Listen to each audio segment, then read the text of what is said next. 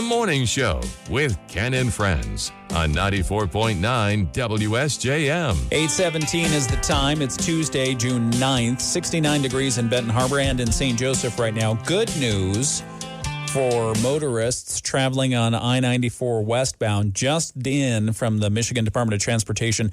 Looks like they have cleared the accident scene there. There may be still some emergency vehicles on the side of the road, but they say all lanes are open now on westbound I-94 after Red Arrow Highway exit 23. That was closed from 4:30 till actually earlier this hour.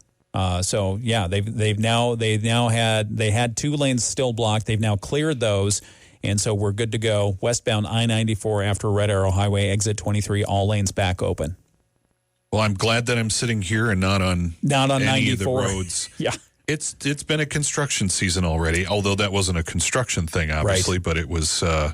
It's just been interesting, especially down here on Napier, to see the amount of traffic that has really increased because of Pipestone and some of the other exits being closed. So yeah, it has a way of just popping up when you least need it.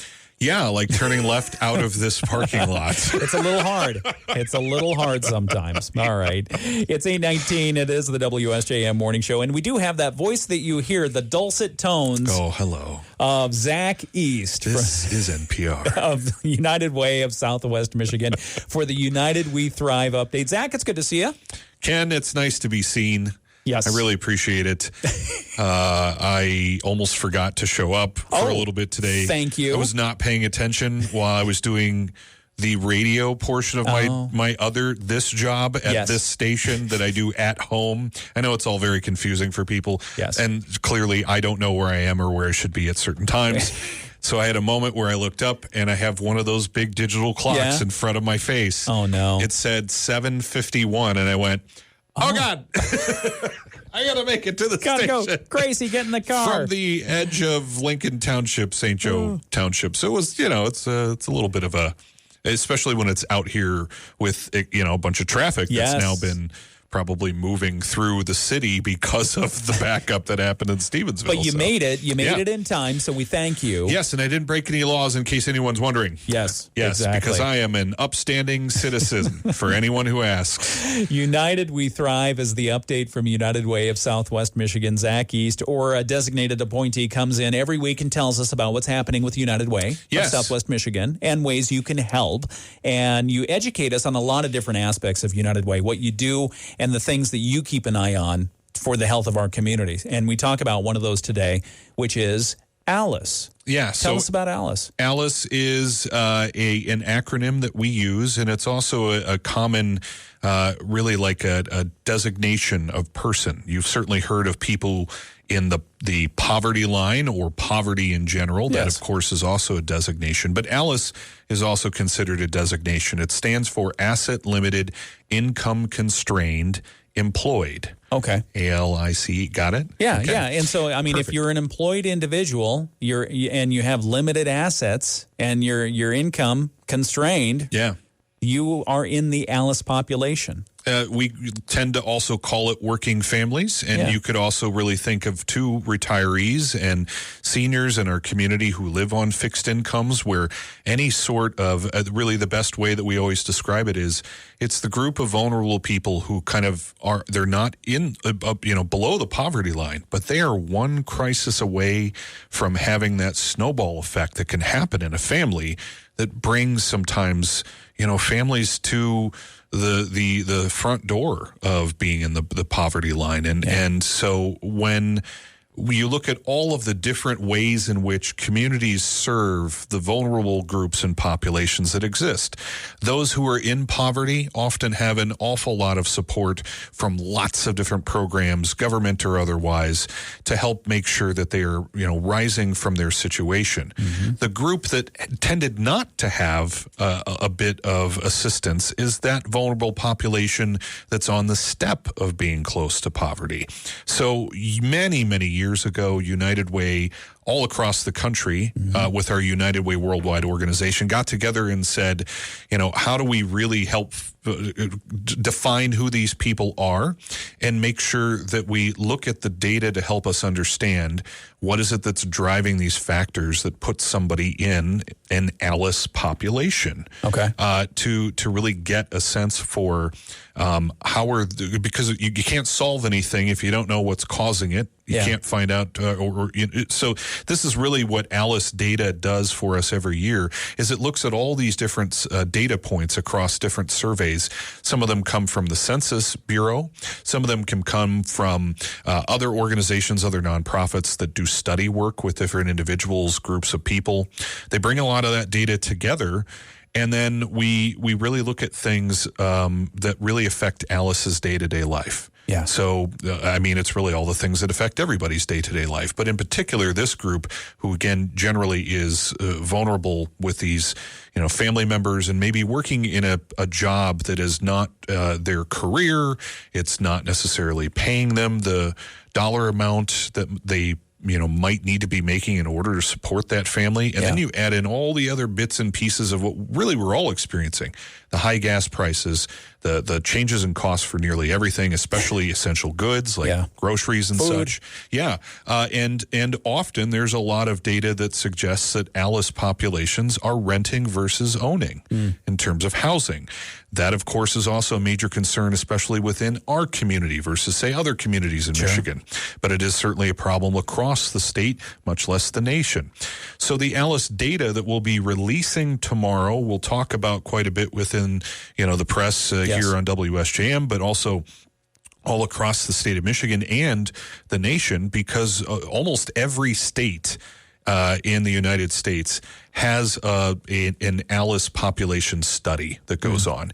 That helps United Ways and other organizations that work with us, like economic development companies and municipalities and just other organizations like Corewell, help understand the people that we should be serving and what they need the most. So you might take something like food insecurity or housing, like we've been talking about, and you can kind of help attack the root causes of those problems or help solve some of the things that maybe give people an issue in terms of access to stuff or the cost of certain, goods, services, or otherwise, or just simply making sure that the ALICE population is supported with resources, because you often don't know the first person to turn to when something goes wrong.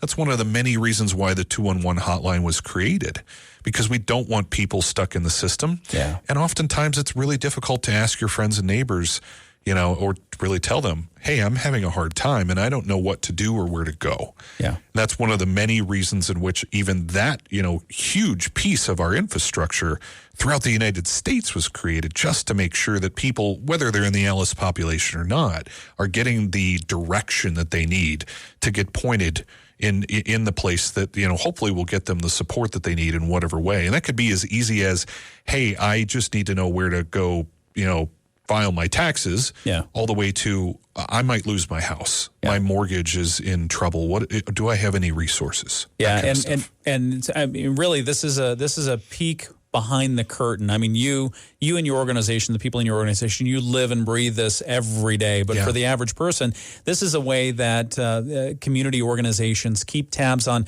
who's in the community and what services might they need. Yeah.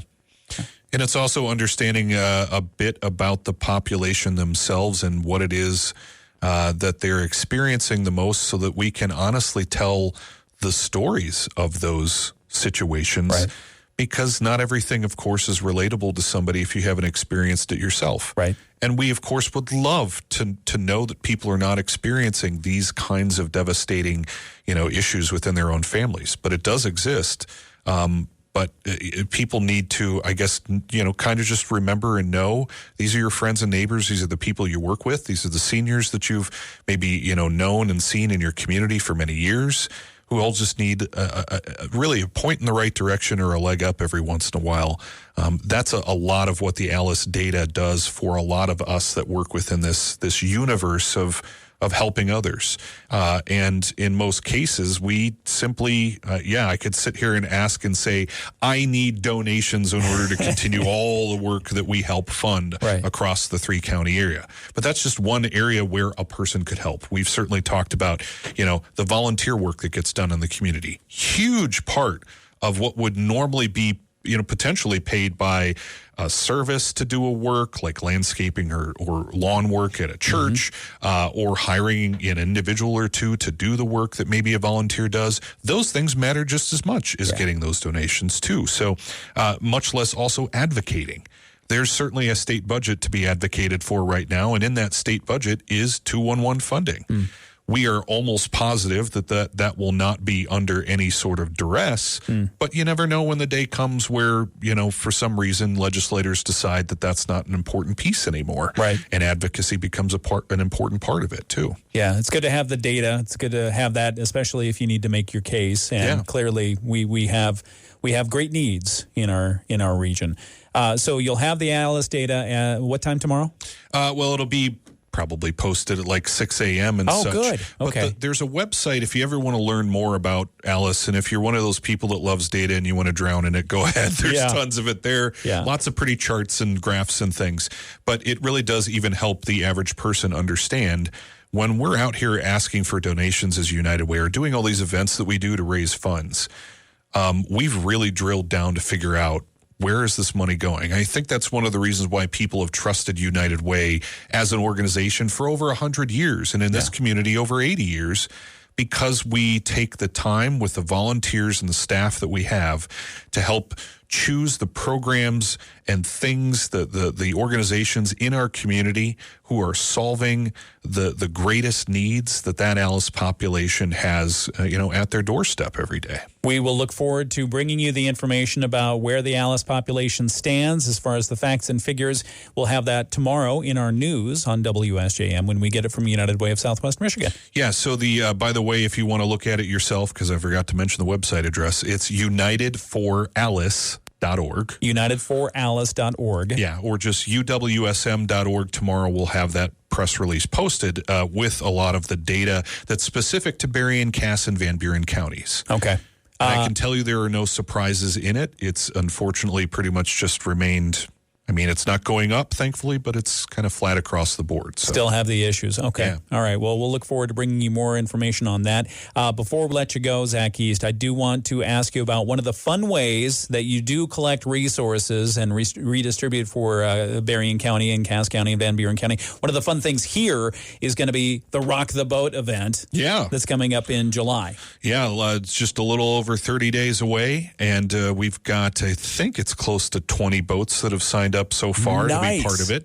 20 opportunities to sink. Yeah, and probably, I got to be honest, everybody kind of looks forward to that happening. It didn't happen a lot last year, which was, I don't know that people were disappointed, but I think they were just kind of excited to see what would happen, especially if a boat got past their first heat and let's say they won and then they needed to go to a championship round.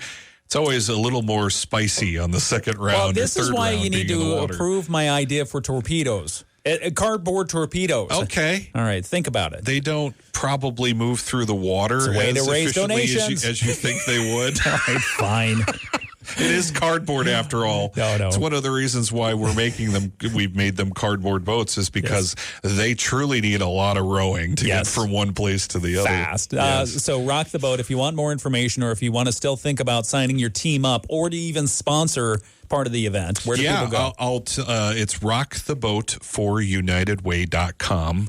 And we have, I'd love to say that we need more sponsors, but we have the most sponsors we've ever had on this event. Yeah, it's been the community support for this thing and how much people love it just grows every year. It delights us to the moon. We just love it. That's wonderful. Okay, and again, for more information on the event and to attend, rocktheboatforunitedway.com. Zach East, United We Thrive, and that's the update from United Way of Southwest Michigan. Thank you for joining us. Thanks, Ken. All right, we'll talk more. It's 8:32. We have news coming up next.